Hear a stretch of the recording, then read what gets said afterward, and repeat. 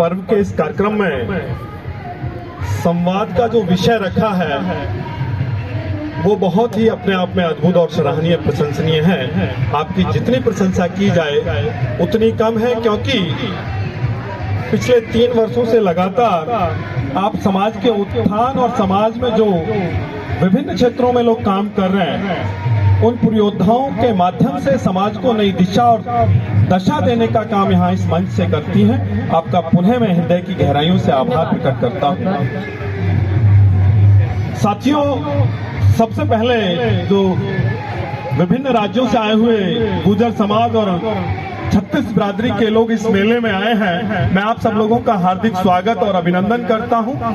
सभी को मेरी तरफ से राम राम, नमस्कार, जय हिंद, प्रणाम। मेरा नाम चौधरी परवीन भारतीय है। मेरा गृह जनपद बुलंदशहर है, उत्तर प्रदेश का जनपद बुलंदशहर है।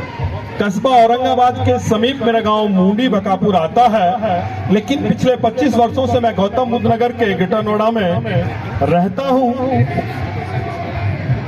2008 से लेकर के 2013 तक चेतना मंच और पंजाब केसरी 2 अखबारों में मैंने पत्रकारिता की और 2013 से और आज तक करप्शन फ्री इंडिया एक संगठन बना करके हम लोग भ्रष्टाचार मुक्त भारत का निर्माण करने का प्रयास कर रहे हैं, जैसा अभी मैडम बता रही थी।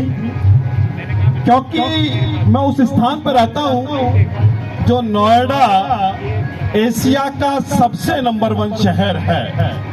अब वो नंबर 1 शहर प्रदेश की सरकार और देश की सरकारों ने तो बना दिया, लेकिन उसको बचाने का दायित्व हम सब लोगों के ऊपर है कि वहां किसी तरीके से जो भारत सरकार और प्रदेश की सरकारों के द्वारा जनता के लिए जो अधिकार आते हैं, जो पैसा आता है, उसको कहीं लुटेरे लूट ना ले, उसकी रक्षा और सुरक्षा करने का काम करप्शन फ्री इंडिया संगठन के लोग नोएडा और ग्रेटर नोएडा में कर रहे हैं।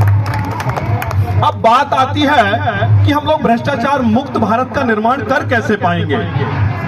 बहुत सारे लोगों का प्रश्न ये मुझसे भी होता है और मेरे पीछे भी लोग कहते हैं तो असंभव सी बात है कि भ्रष्टाचार को कैसे हम लोग खत्म कर पाएंगे।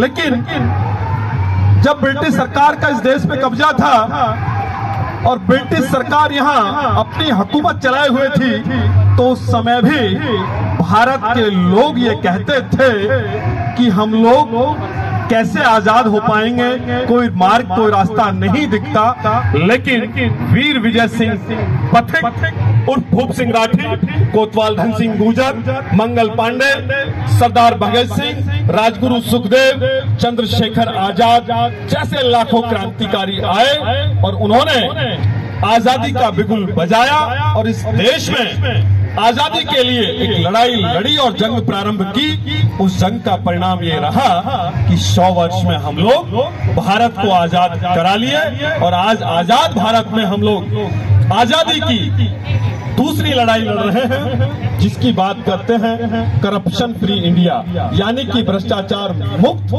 आज देश या किसी भी प्रदेश का मंत्रालय हो, विद्यालय हो, कार्यालय हो, सचिवालय हो, आज तमाम जगह भ्रष्टाचार ने अपनी गिरफ्त में तमाम लोगों को, तमाम व्यवस्थाओं को ले लिया है। आज शिक्षा की बात करें तो जो सरकारी स्कूल हैं, सरकारी स्कूलों की शिक्षा इतनी बेहतर नहीं है, जबकि बिजली, पानी, सड़क सुरक्षा, शिक्षा, चिकित्सा आदि मूलभूत सुविधाएं देना प्रदेश और देश की सरकार की जिम्मेदारी है। लेकिन आज सरकार देने के नाम पे, शिक्षा के नाम पे सिर्फ दिखावा कर रही है। आज जो उत्तर प्रदेश के स्कूल हैं, हरियाणा के जो सरकारी स्कूल हैं, उनका स्ट्रक्चर, उनके जो शिक्षा का स्तर है वो इतना उच्च नहीं है कि जो मध्यम वर्ग के लोग हैं, जो उच्च वर्ग के लोग हैं, वो वहां अपने बच्चों को पढ़ा सके। एक तरफ सरकार बड़ा पैसा तो खर्च करती है, लेकिन उसका सही तरीके से उपयोग नहीं हो रहा। आज अगर हम सरकारी अस्पतालों की बात करें तो मैं अपने प्रदेश उत्तर प्रदेश की बात करूं, हरियाणा की बात करूं, राजस्थान की बात करूं, तो उन सरकारी अस्पतालों में ना डॉक्टर हैं ना दवाइयां बड़ी हैं। लंबी फहरिस्त है भ्रष्टाचार की। बस मैं समाप्ति की तरफ जाता हूं। ना दवाइयां हैं और ना वहां जांच मशीनें हैं। तो हम वहां मांग करते हैं कि इस देश को विश्व गुरु बनाना है मैडम, तो इस देश में एक समान शिक्षा और एक समान चिकित्सा कानून लागू करो। जिस तरीके से अभी आपने एक देश एक चुनाव की बात की, उसी तरीके से देश में समान शिक्षा और समान चिकित्सा होनी चाहिए। वहीं तो मेरे देश का मजदूर का बच्चा पढ़े, उसी विद्यालय में मेरे किसान का बच्चा पढ़े, जहां एमएलए और आईएएस आईपीएस का बच्चा पढ़े, तब जाकर के स्थिति बेहतर होगी।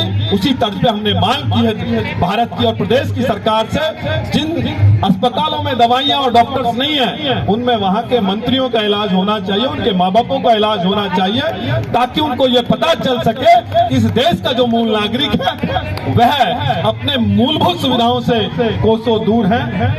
इन विषयों को लेकर के हम काम कर रहे हैं। तीसरा विषय है टोल टैक्स। आज टोल टैक्स के नाम पे देश में देश की सरकार ने भ्रष्टाचार मचाया हुआ है। उसको लेकर के हम लोग अभी बहुत जल्द आंदोलन की भूमिका में नजर आएंगे, और जहां भी किसी भी सूरत में कोई अधिकारी, कर्मचारी, राजनीतिक, सामाजिक किसी भी स्तर पर अगर भ्रष्टाचार कहीं या उत्पीड़न होता दिखाई देता है, तो वहां हमारे लोग आकर के काम करते हैं और उन लोगों को न्याय दिलाने का काम हम लोग कर रहे हैं। निस्वार्थ भावना के साथ ये संगठन काम करता है, ना नवा है ना झुका है और ना हम लोग बिके हैं। इस बात को लेकर के आगे चल रहे हैं। आप सब लोगों से भी इस भूजर महोत्सव के अवसर पर एक निवेदन करूंगा कि समाज का उत्थान करना है तो निस्वार्थ भावना के साथ करें।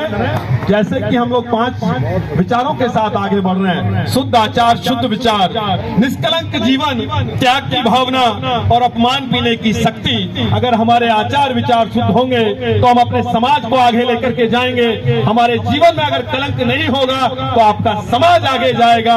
और त्याग की भावना इसलिए कि अगर समाज का उत्थान चाहते हैं तो एमएलए एमपी की कुर्सी छोड़ करके समाज को आगे बढ़ाना चाहिए, तभी समाज आगे बढ़ पाएगा। और अपमान पीने की शक्ति इसलिए कि अगर मेरे समाज का बुजुर्ग कोई मेरा अपमान करता है तो मैं उन्हें सम्मान दे करके उस बात का विरोध न करके उस बात को कर्तव्य के रूप में स्थापित करूं और उनको दिखाऊं कि हम लोग अब अपने समाज और देश के लिए काम कर रहे हैं। बहुत बहुत धन्यवाद। नमस्कार, जय हिंद, प्रणाम, राम राम। धन्यवाद आपका बहुत बहुत। एक्चुअली ये जो बोल रहे हैं प्रवीण जी, ये जो पावर आती है ना, जब तक आप अंदर से मजबूत नहीं है तब तक ये पावर नहीं आती। और इनको देख के मुझे सच में हमेशा लगता है कि अंदर से बहुत मजबूत इंसान है और अंदर से साफ है, तभी ये दूसरों से सफाई की उम्मीद करते हैं। बहुत बहुत धन्यवाद प्रवीण जी आपका। लगे रहिए अपने काम में। और आपको बताऊं ये